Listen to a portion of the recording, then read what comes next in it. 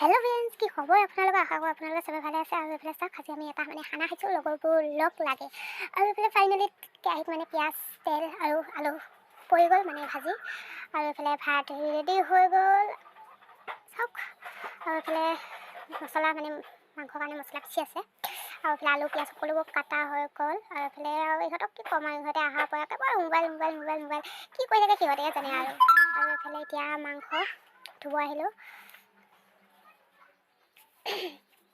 তাপমান আন্ধাৰ দিয়ক, আৰু আন্ধাই মুন্ধাই।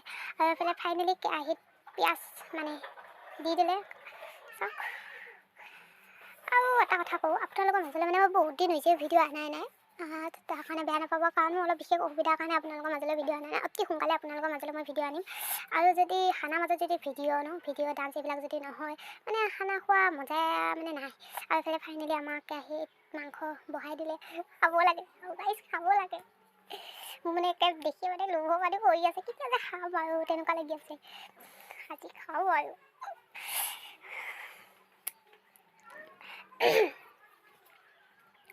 আৰু দিয়ক, যদি ভাজা মাংস নাখাওঁ ন, ভাজা মাংস নাখালে মাংস খোৱা কমেই নালাগে। সেইটো কাৰণে ভাজা মাংস লাগে। ৰ'বচোন অকণমান টেষ্ট কৰি চাওঁ।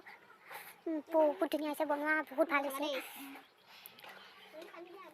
আৰু ফাইনেলি আমাৰ মাংসখিনি হৈ গ'ল চাওক। কালাৰটো ধুনীয়া আহিছে, দেখি আৰু এনেও মাংস বুলি ক'লে চবৰে লোভৰ পানী পৰে। আৰু যিহেতু ৰাতি হৈ আহিছে, সেইটো কাৰণে ভাতকেইটা সোনকালে খাই দিওঁ। ঘৰত যদি দেৰিকৈ যাওঁ, নহ'লে বচাব।